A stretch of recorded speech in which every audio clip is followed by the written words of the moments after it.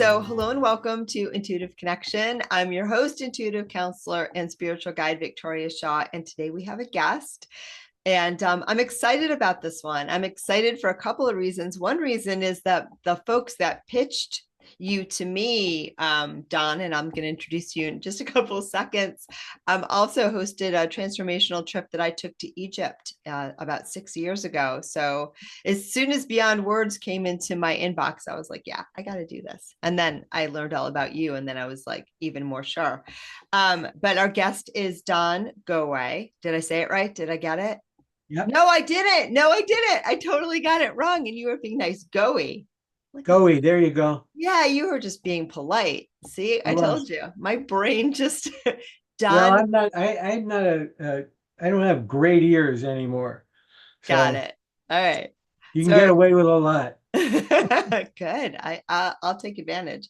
Our guest is Don Goewey. He's the director of the Center for Spiritual Exchange, the agency founded by Anthony de Mello. He also managed the Department of Psychiatry at Stanford University Medical School and directed the Center for Attitudinal Healing that pioneered a psychospiritual approach to overcoming catastrophic life events. He's worked with people in some of the most stressful situations on earth, from refugees to people facing life-threatening illnesses.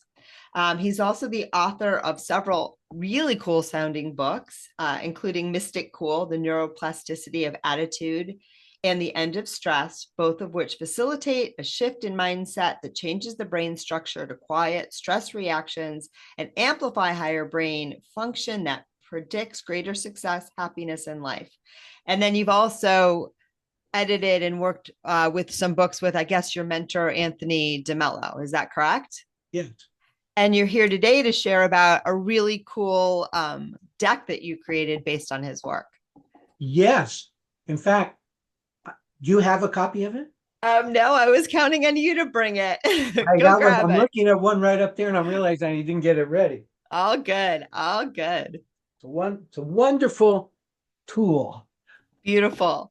There it is. Yay. Yay. And we'll play with that a little bit at the end. But as we get started, I want to understand, first of all, who you are. I want to understand who Anthony de Mello is. That was not a name I was familiar with before I did this. And his energy is here with us too. So how did you get to be the guy that created this deck? I was recruited by a foundation that wanted to help the Center for Spiritual Exchange, which is the archive for all of Anthony de Mello's works, considerable works, to fund a way of bringing him further and further out in the world. This very successful financier had been deeply affected and transformed in certain ways by reading Anthony de Mello's books, and he wanted to give back. And so he came to the foundation, which at that time was rather dormant. It had a small board, but they weren't doing very much. They were just keeping things going in a modest way. And so the foundation talked them into, let's amp it up. And the first thing they wanted to do was to find somebody who was in this trade of taking psychology, neuroscience, and spirituality, a practical spirituality, forward. I had a track record of doing that, and I did. And so they hired me. And so that's what I've been doing. And what we've been doing at the Center for Spiritual Exchange, what we refer to as the de Mello Center, is taking his large body of work, which consists of lots of videos, lots of audio files, and of course his written material, his books. He published 11 books, two of which have been big bestsellers. You know, he died in 1987. Wow. And yet his books continue to sell worldwide. Every month I get a request from some country, some publisher in some foreign country wanting rights to publish him in that country.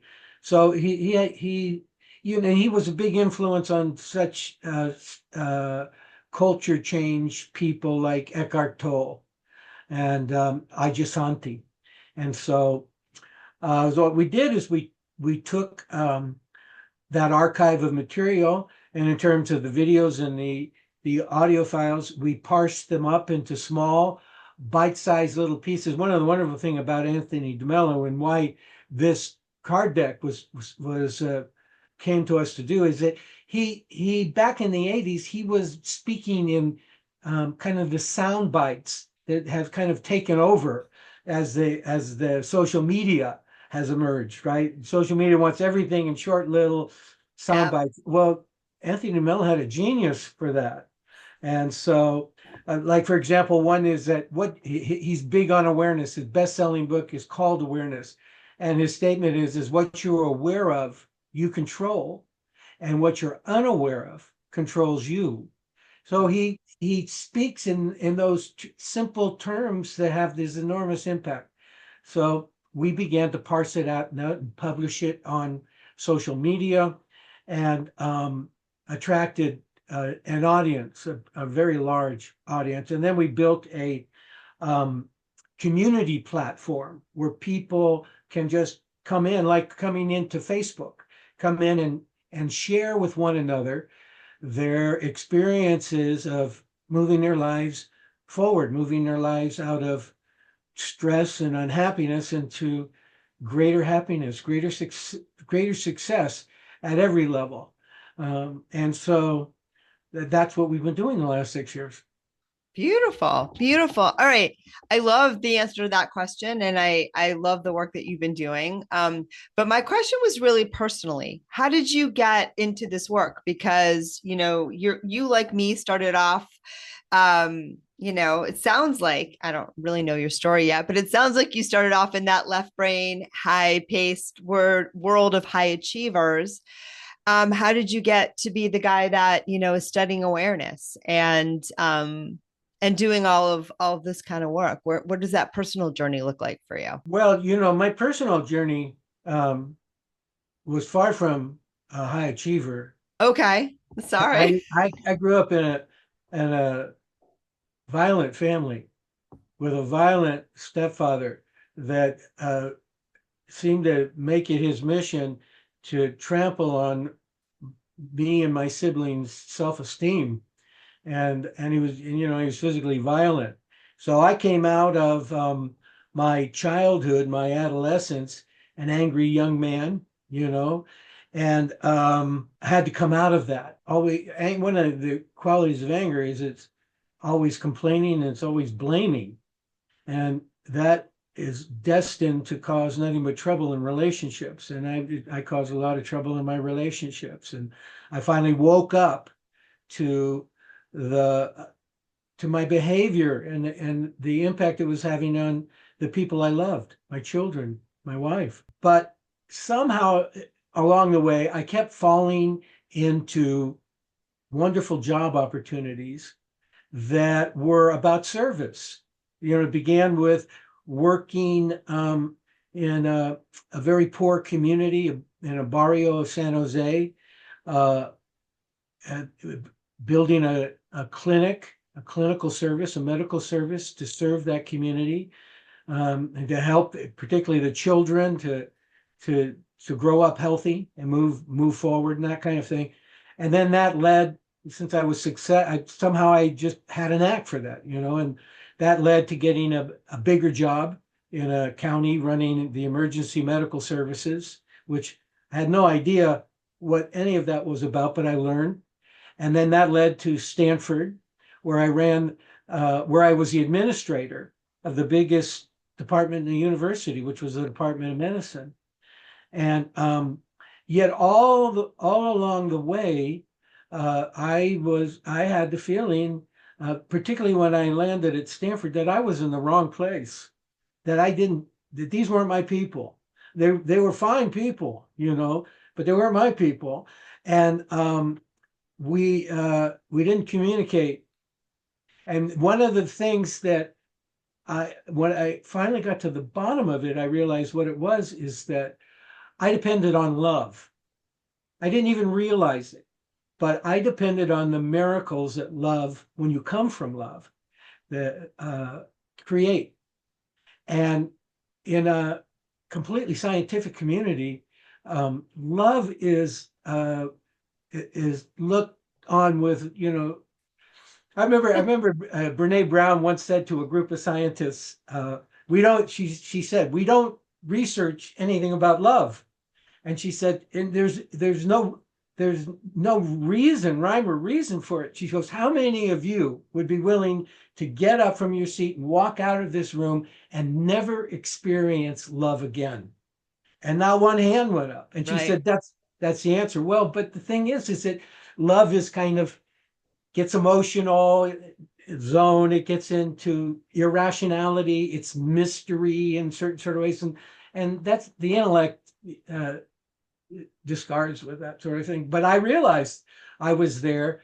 I was appreciative of the genius that had been gathered in that medical school, but I, we, I realized that I wasn't in the environment where I thrived. And so, but I was good at my job, and I was kind of a young Turk, kind of arrogant, and I still had my angry young man personality.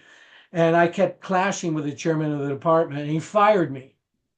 And I was making good money and living up to it because it was, housing was so expensive. I had a home and 4 kids and lots of bills, and suddenly I was facing difficulty. And 9 days after that, I got diagnosed with a brain tumor. Wow. And so that I was terrified. And the prognosis was not very happy. It wasn't malignant, but it was in an area that in which the removal of it could create a lot of collateral damage, which would have meant disability.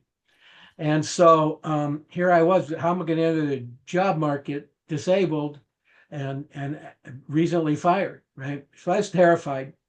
And I would wake up every night in the middle of the night and pace the living room floor and in abject terror. And one night I just reached this point of exhaustion where I asked myself, what is worse, this abject fear that is in me every day, all day long, that has me reactive, to the slightest loss of control, or this prognosis that may or may not happen, and even if it does happen, it hasn't happened yet. Right.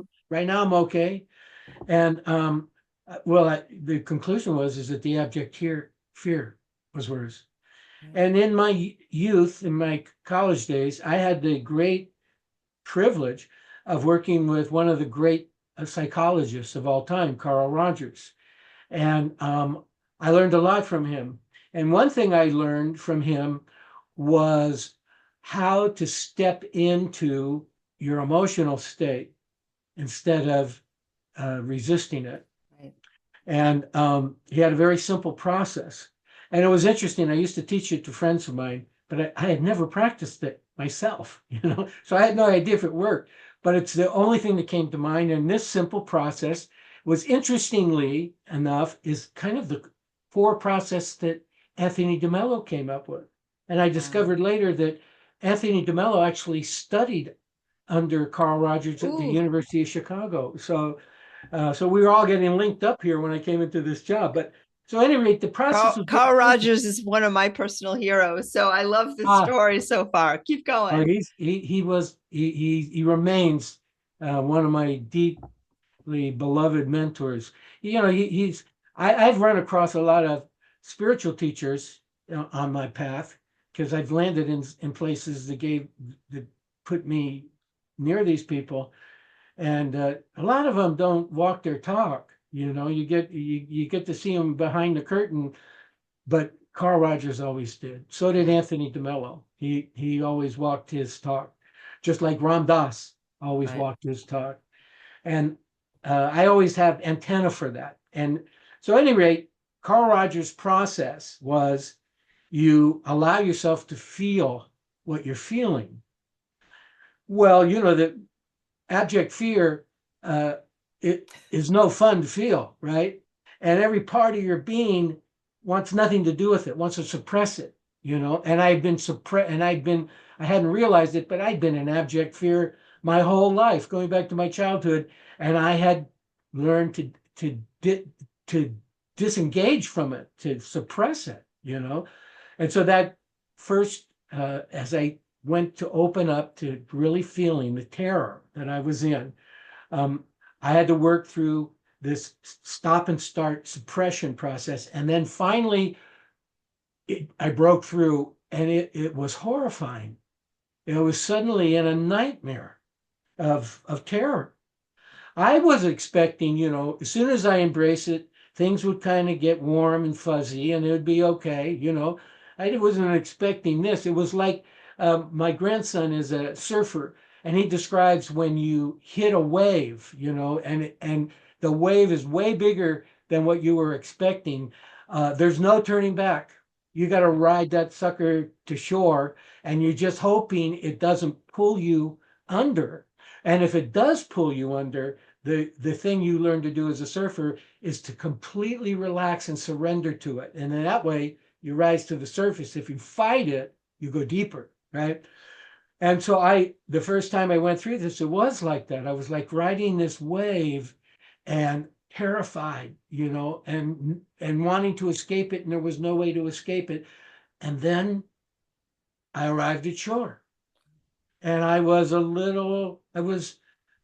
at peace, but I was better, you know. And then within minutes, my ego began to churn it up, and it was basically saying to me, well, that was a nice little exercise of you, but you're still screwed. You still got a brain tumor. You still don't have work. You know, you can do this all you want. None of that's going to change. And I'm terrified again, right? And so I came back to the process, and it went on like that for about, I don't know, for like an eternity until it stopped, which was probably about 45 minutes. But each time I arrived at shore, I rode the pain, I rode the fear, and then it would pass. Um, each time it did, I had the awareness that it passes. It actually passes. There must be some kind of illusion to it if it doesn't keep building and building, and at least through this exercise. And eventually I reached this point where I was completely at peace. I surrendered so completely to my fear, and then after that to a total acceptance of my situation, that I was at peace. And I knew I was at peace because when I would first go out into the living room in my terrified state, I'd look out the window, and all I would see was the dark, cold night, like it's a vortex trying to suck me into oblivion, right? That's the Right. way everything looked to me. And when I reached this point after about 45 minutes of doing this Carl Rogers process and looked out the window, I suddenly realized the night was quite beautiful. You know, it was a partially moonlit night. We had this big oak tree. The leaves of the oak tree were shimmering in the moonlight, and it almost felt sacred. You know, I felt like I was in a sacred place, and it dawned on me that that sacred place had always been there. Right. The only person who hadn't been there was me, you know, and now I was there. And so I made up my mind every day as I approached whatever I had to face that day in terms of medical stuff, in terms of whatever, I was going to choose to be at peace by letting go of fear in this way, right? And I had to go back to work. They gave me a golden parachute. If I finished a project that only I could finish, they would increase my severance. You know, Okay. they'd give me I think 3 more months, I think it was. And so when I went back to work, I was in this state, and suddenly all the adversity and adversarial perceptions I had about people and what was going in there was gone. I realized that they were just perceptions. I didn't even know if they were true, and they were more than likely misperceptions. And so it was easy to let it all go, you know. Mm. And so that went on for a month, and then I reported to brain surgery, and I had an incredible outcome, an unexpected outcome. They got to everything with very little collateral damage. I lost hearing in one ear, and that was it. Wow. And I also got my job back, not in that department, but the head of the Department of Psychiatry had heard about this guy that had faced, was in check, his life was in checkmate. And everybody was talking about how friendly and how at peace, and how different he had become. And so being a psychiatrist, he was very interested in talking to me, and he offered me a job. Wow. And it was a good place for me to transition out of Stanford, because I was with people in psychiatry, people, who came from love, who came from empathy, right? Right. And so one day, I finally realized I was still in the wrong place, and it was time to move. And I had the feeling that if I didn't resign that very day when this occurred to me, I mean, it came to me in bold relief that you still are in the wrong place. And if you don't move, you're going to be here for 20 years to come. And so I even thought, this is profound, but you really should sleep on it. And then the thought came, and when you wake up, it'll be 20 years from now, and the path you were born to walk will be long gone. Wow. So I did it. I resigned. And in about, I don't know, 2 years later, I was offered a job at the Center for Attitudinal Healing, which is a remarkable place. It was founded by Gerald Jampolsky, who wrote Love is Letting Go of Fear. And as you said in your opening, we worked with some of the most stressful, catastrophic situations human beings face, from parents who lost children to people facing. We were right there in the middle of the AIDS epidemic in San Francisco during that time. People with cancer. We worked with First Nation people up in Canada who survived the mission schools, who were terribly traumatized by this. We worked in prisons.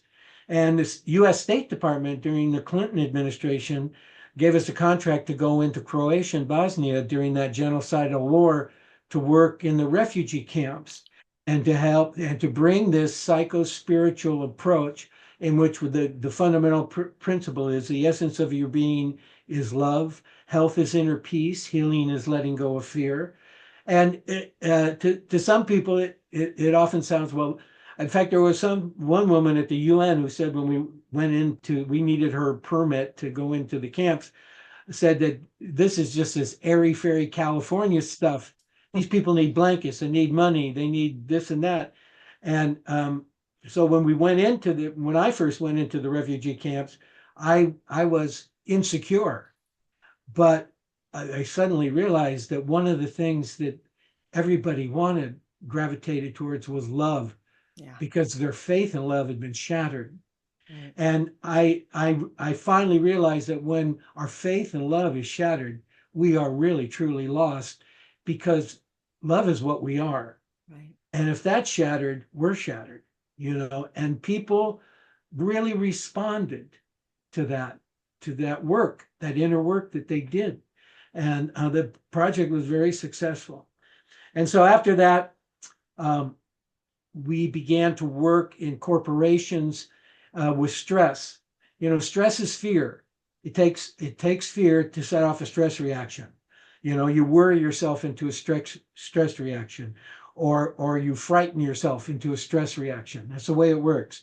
Fear is the impulse that triggers the brain to release stress hormones that compromise you Right. emotionally, and it can become your emotional set point. And so we went into corporations, teaching people how to let go of fear as a way of bringing about a change, de-escalating the amount of fear reactivity they were having, and elevating their happier experience of work.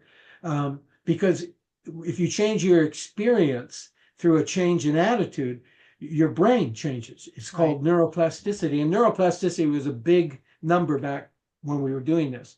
And eventually, somebody came along and hired me to go out into the world on my own, as a company. And this person had the money to put all the resources into doing it. So I did that for a lot of years.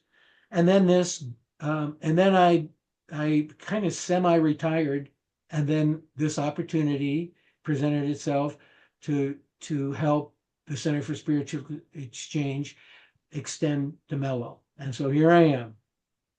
Beautiful. And what led you to his work in particular? Just this synchronicity? Well, yeah, it was mostly synchronicity, but I had read his book Awareness, and I remember when I read it, I go, this is the same process that he's talking about that Carl Rogers was talking about. At that point, I didn't know that he had studied under Carl Rogers, Right. but the same process. He just nuanced it in a profound way.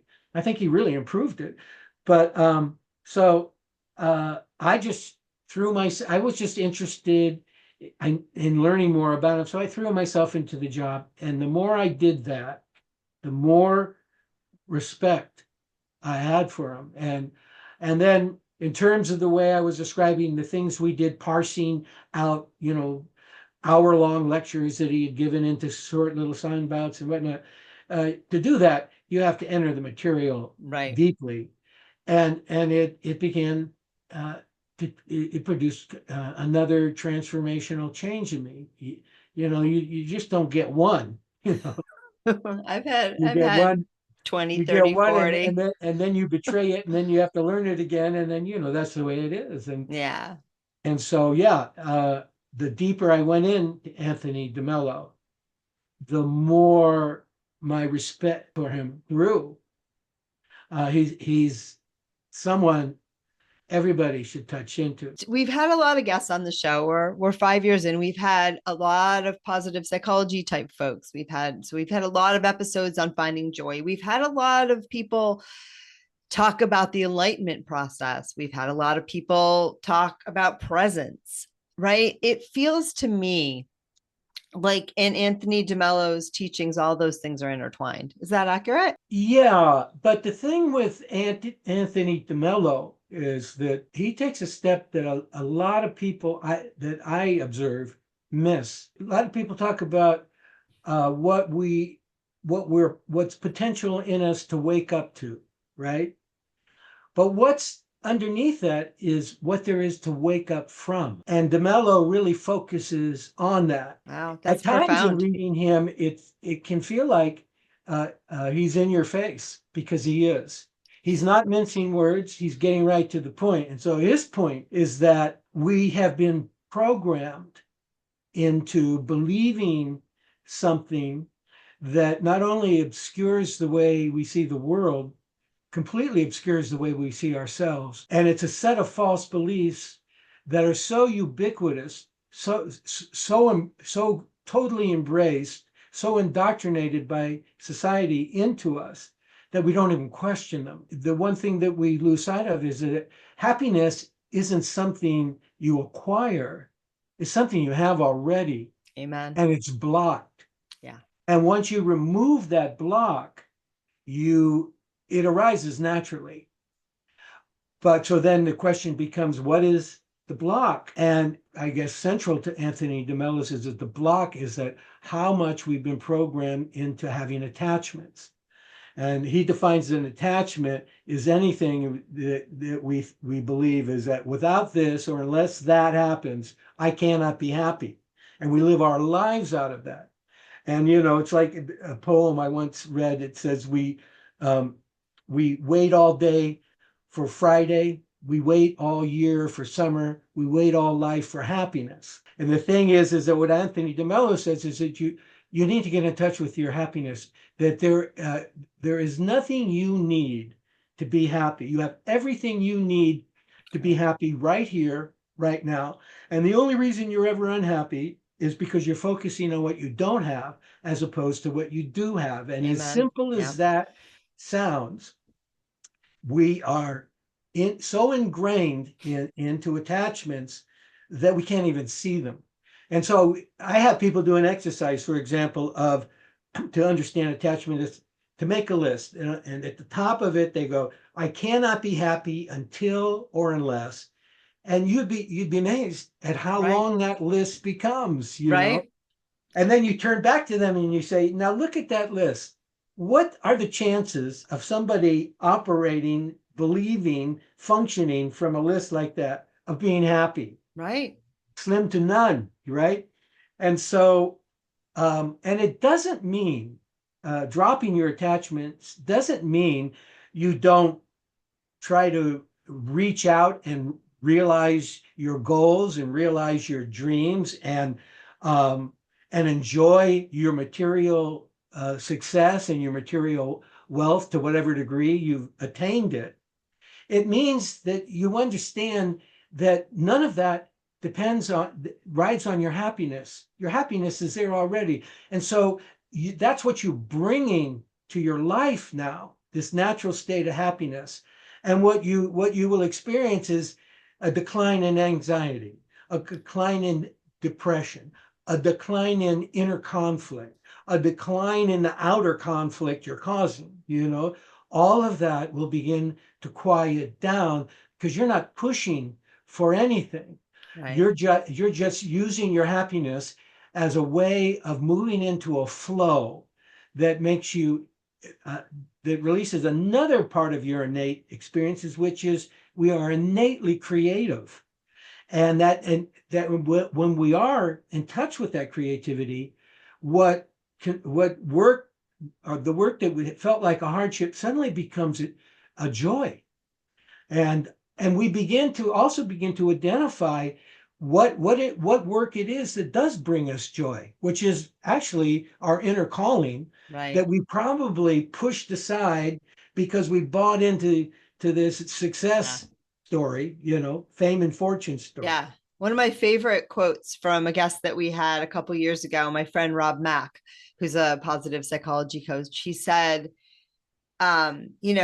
statistically, happy people are successful. Happy people are successful. They meet all of those external measures of success and they're happy.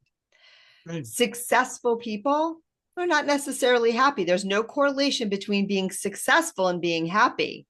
Right. So that the The correlation is happiness, the other way around. right, the happiness brings the success, sure, but the success doesn't bring the happiness. And Right. that is just it's but it's not how we've been taught to think. We're taught to chase what we think we don't have. We're taught to solve the problem, so that we can feel good when, my guides have shown me again and again that good feeling is what you are. You are well-being, right? And so when you Yes. can realign with that, everywhere, find the well-being and the happiness and the joy where you are now and allow that, right? Then everything that you need will flow your way and more. But if you are putting that cart before the horse and chasing those things and feeling like I can't feel good until, it's just like you said, you're focusing on what doesn't feel good and you're not going to get there that way. So I think So that's really anybody that beautiful. is complaining and at odds and conflict with at the moment, and they do a very simple shift to, the old thing of counting their blessings, like tuning in to um, what there is to appreciate. And there's always lots to appreciate. We're surrounded by happiness. The world is infused with happiness, and it's in the people we love. It's in the talents we have and our ability to express them. And so when you stop and take a moment and to feel gratitude for what you have, it creates a whole emotional sea change in you. You're actually in a different land. Yeah. You've left the land where everything is broken and entered the land where you are safe and you are healed and you're whole again. Right. And De Mello, somebody once asked De Mello, "Are you enlightened?" A word which he didn't like, and his answer was, "How would I know?" And his the point is that everybody's enlightened when they're in the present moment, when they're here, when you actually get here and now, in the quiet of that moment, in the quiet of your own presence. By definition, you're enlightened. Another definition of it that I love came from Suzuki Roshi. Somebody asked him, "How will I know I am enlightened if it happens to me?" And Suzuki said, you will have stopped complaining. Yeah. And so this all maps back to what de Mello is saying, is that drop your attachments. All the Buddha said that attachment is the source of all suffering. And de Mello maps it in a way that that you can really get if you're willing to make the shift. But the problem is most people aren't really willing to make that shift. They're comfortable. We're all really comfortable in our nice warm bed of our conditioning. It's what we know. It's what we've depended on, and it's what everybody else is doing. It's what our parents did and our grandparents did, was to see the world through the eyes of making, particularly in America, making success be everything, making material possessions be everything, making status be your everything. And that as you arrange and configure and move into and gain in those kinds of ways, someday it will all coalesce and you'll be happy and fulfilled. But like Tony Robbins said, is the ultimate failure is to succeed without fulfillment. Right. And the thing is success and fulfillment are two different things. Yeah, that's huge. That's huge. So the ultimate failure is to succeed without fulfillment. Yeah, That's succeeding big. without fulfillment, right? Yeah. Oh my And gosh. that's what we're all doing. We're all Well, succeeding, I hoping that don't all this. I don't think that's what I'm doing. Well, yes, I like to talk in the I we, the collective yeah. we, the Yeah, collective I we. don't know. I think that we are having a change. I think a lot of people are still locked in that way of doing things, and I think a lot of people are on the verge of waking up. So I am extremely hopeful, and I'm hopeful too because there's folks like you in the world that are getting that message out there, and I think that Everybody's on, that's everybody's on the verge of waking up because everybody's already awake. awake. Yeah, They that's just don't beautiful. know it. One of the things DeMello says is that when you wake up, you find that you're in the kingdom of joy, what Christ called the kingdom of heaven, right? And he said your first response is you're embarrassed because the truth is you've been living there the whole time just unsuspectingly. You had no idea because you've been framed out in this illusion, this picture of what reality is that isn't reality at all. And that once you move past it, uh, that you come home to yourself.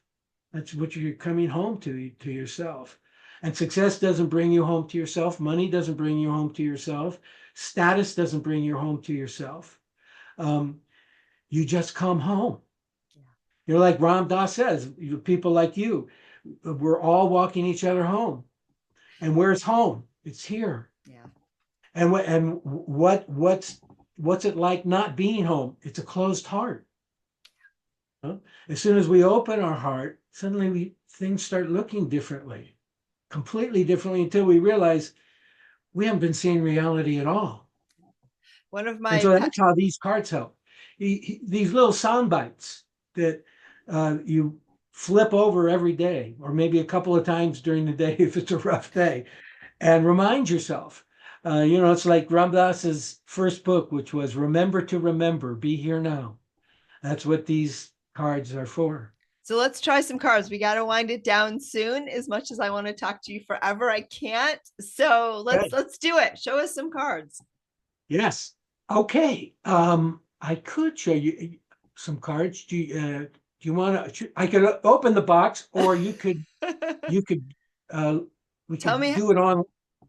tell me how you want to do it. You don't have to actually show us the I think cards that what because we a ought to lot of do a is. lot of our listeners can't actually see them. So you'll have to read them as well. Most of Well, most of our you can give me audience are permission to share screen, and then um I can show you the cards on um screen. It might be too small, but it's all good. It's all good. Just we'll use the cards. we'll pull one or two. You can read them the listeners that the viewers that may be seeing this on YouTube will get to see them, but and we'll I have got you. some pictures in the socials too, friends. Fear not. We'll make sure that Okay. Well, I'm people going to can check open the them out box of there. cards, All right. and it's beautiful. The publisher, Beyond Words, a wonderful publishing house. They did a fantastic job. So you open the box There you go. and you get inside the box. You get a little book that orients you to how to use it. You know, gives you some suggestions. You can use it any way you want. And then you get all these cards, 108 of them, which is according to a holy person I know is a sacred number. It's the number of And beads on a mala. So those this who is a practice japa this is one of my favorite meditation. ones. Tell me if you can read it. Maybe I can't. Someone can read it Okay, for I'll us. read it to you. Okay. My eyeballs don't go that small anymore. Okay, good. So I'm going to read it. Here it is. Sooner or later, there arises in every human heart the desire for holiness, spirituality, for God. Call it what you will. And then he says, another card, spirituality means waking up. Most people, even though they don't know it, are asleep. They're born asleep. They live asleep. They marry in their sleep. They raise children in their sleep. They die in their sleep without ever waking up. That's a great wake-up call. Give us one To more. that, he adds, life is a banquet. And the tragedy is that people are starving to death. He tells this story. Sorry, Go go ahead. ahead. I was going to say, He how do tells you this story. It's a true story. It was in the news about this life raft of people out a mile or so out to sea, you know, quite a ways out. Their fishing boat had sunk, or their schooner had sunk, and so they were sitting in there and they were dying of thirst. They'd been out there for a long time, and it was out a mile out from where the Amazon River flows, and there are some big river, South American river flows, and fresh water actually was all around their boat, but they thought it was seawater, and they never drank it, and they perished. And Wow. Mello tells that story. He said that's just like us. That life is a banquet, and yet everywhere people are starving, and we think we have to earn our ticket to the banquet, and yet there's a seat there already, and we're actually already sitting in it, but we're not aware it's there. It's beautiful. All right. I'm going to pivot a little bit. We got to wind down, but Don, I I got a good asked, part we could wind down to. all right, we're going to save it for the end. We're going to get people Okay, out I'll to put it spend. on So site. put it aside, Okay. right? I ask everybody on the show, how do you experience your intuition? It seems like you've been following it for a really long time, but what's that experience like for you? Well, intuition for me comes on naturally when I let go of fear. So I write. I'm a writer. And so when you face a blank page and you have an idea, and there you are staring into the computer screen, all kinds of doubts, my old insecurities, all of it come up. I can't do this, it's not going to be any good. And that's fear and doubt, self-doubt. And when I just let it go, I feel it and then let it pass, then I can feel a kind of fluttering excitement in my heart. And some of that stress hormones from being afraid, the adrenaline that got pumped in from the stress reaction I was having, suddenly turns into energy. It doesn't turn into, I start feeling it as energy that I can use. And then when I step into that energy, my heart takes over and things start coming in sideways that I could never, I didn't even imagine. Connections, I start making connections. And I know from my study of neuroscience, what's happening what's happening is brain shifted from the lower brain, the amygdala, the fear center, to the higher brain, and it's animating the right hemisphere of the brain, which creates positivity, creativity, and the hippocampus memory is connecting all the dots. It's called memory consolidation, and you get this insight. And it all for me begins with letting go of fear. Beautiful. And then it naturally arises. Everybody has intuition, but for me, the way you get to it is you let go of fear and you let go of your attachment to an outcome. Like if I'm thinking about this has to be a great chapter I'm writing, I let go of that attachment. Just drop that. And let's just write the first few words. Amen. I always teach intuition is always an act of surrender. It's always Yes. an act of Beautifully surrender. stated. Beautifully stated. All right. So tell people where to find the deck and all of that, and then give us one last card for the road. Okay. They can find the deck at Amazon. It's on sale there. They can find the de Mello at demellospirituality.com. All of those things are there. They can also visit the social media platform for de Mello. Lots of resources, all free, that are there. All right. And can I pass along a word from our guest in spirit that's been with us the whole time? There's actually a couple we've attracted in, but Anthony would like you to know how grateful he is to you. He says he's so grateful to you, my friend, for being a steward of my work and carrying on the world. And he just wants you to know that he's very grateful and he thinks you're doing a good job. I love you.